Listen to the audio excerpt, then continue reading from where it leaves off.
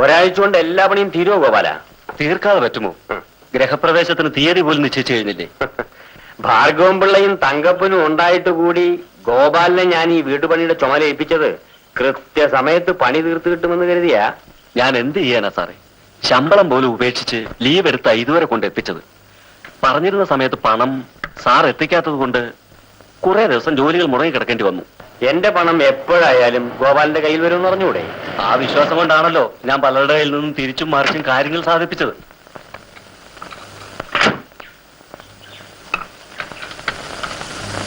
കാറിന് വില പറഞ്ഞു, ഏതാണ്ട് അടുക്കുന്ന തോന്നുന്നത്. ഈ മുതലാളിക്ക് ഇഷ്ടപ്പെട്ടെങ്കിൽ കച്ചവടം നടത്താം. കണ്ടീഷൻ എങ്ങനെ? ഓടിച്ചു നോക്കിയിട്ട് കുഴപ്പമൊന്നുമില്ല, എന്നാലും ചില്ലറ പണി കാണും. നമുക്കിത് മതിയാവുമെന്നാ തോന്നുന്നത്. ഏതായാലും ഉടമസ്ഥനോട് ഞാൻ ഹോട്ടലിലേക്ക് വരാൻ പറഞ്ഞിട്ടുണ്ട്. ഭാർഗവൻ ഏത് വഴിക്കാ വന്നത്? ഞാൻ ചേട്ടനെ അന്വേഷിച്ചു വന്നപ്പോഴാ തങ്കപ്പനെ കണ്ടത്.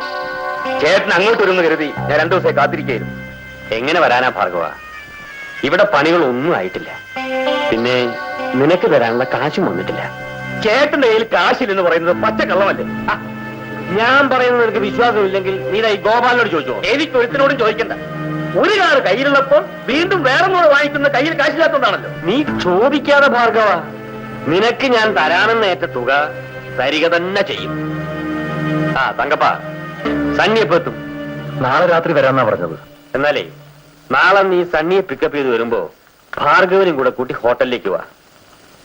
എനിക്ക് കണക്കുകളെല്ലാം നാളെ തന്നെ തീർക്കണം.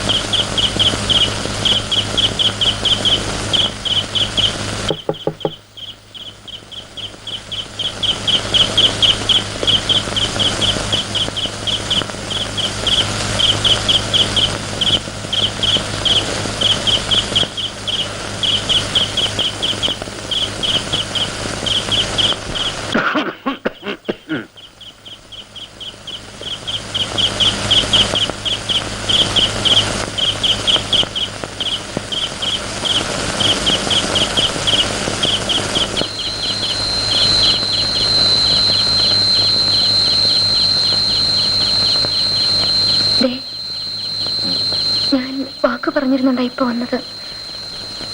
സണ്ണിച്ചായം പോകുന്നവരെ എന്നെ ഉപദ്രവിക്കരുത്.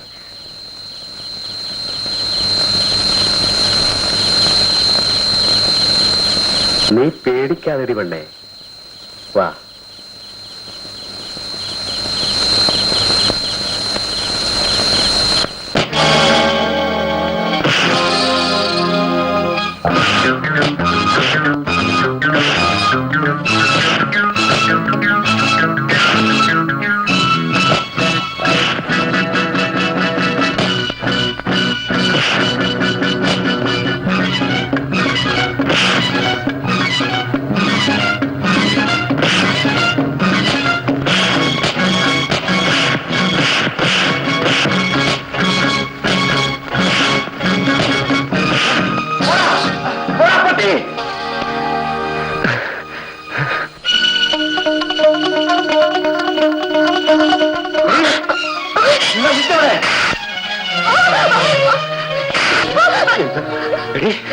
മരിച്ചവളെ, ഇതിനേക്കാൾ നിനക്ക് ആത്മഹത്യ ചെയ്തോടായിരുന്നു. അപ്പച്ചാ, നിങ്ങൾ ഞാൻ എല്ലാത്തിനെ കൊന്നിട്ട് ഞാനും ചാവും. അവളെ വിട്ടാൻ മിണ്ടിപ്പോയി. സത്യം പറയടി, ആരടി അവൻ? പറയടി. ഈ വീട്ടിലത്തെ ചെലവിന് തരുന്നവനാ.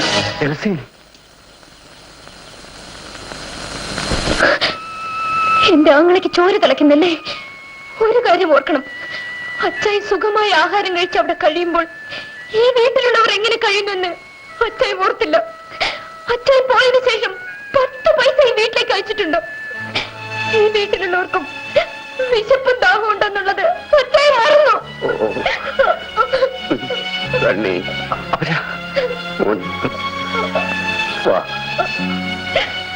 അപ്പച്ചി പറയാം.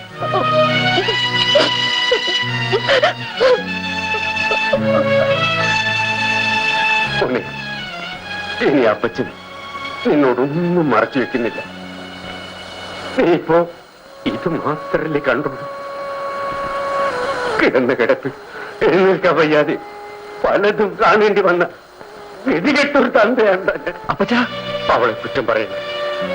ഇത്രയും പ്രായം കഴിഞ്ഞ് നിൽക്കുന്ന പെൺപിള്ളേര് ഈ കടപ്പുറത്ത് ഒരു കുടിലും വേറെ കാണില്ലട. എല്ലാ ഭാരവും ചുമക്കാൻ നീ മാത്രമേ ഉള്ളൂ. നിനക്കതിന് കഴിയില്ലെങ്കിൽ നീ ഒരിടത്തും പോണ്ട. ഈ രാത്രി നമുക്കെല്ലാം ഒന്നുകൂടെ അവസാനിപ്പിക്കാം. എൽസി പറഞ്ഞു നീ കേട്ടില്ല. കടലല്ല മോനെ അടുത്ത് കിടക്കുന്നു. അപ്പച്ച, ഇന്ന് വെളുപ്പിന് തന്നെ ഞാൻ എന്റെ മുതലാളിയെ കാണാൻ പോകും. അദ്ദേഹം എനിക്കൊരു നല്ല തുകരാന്ന് പറഞ്ഞ എന്നെ കൂട്ടിക്കൊണ്ടുവന്നു. എന്റെ പെങ്ങന്മാരി കടപ്പുറത്ത് കിടന്ന് നശിക്കാൻ ഞാൻ അനുവദിക്കില്ല അപ്പച്ച. മോനെ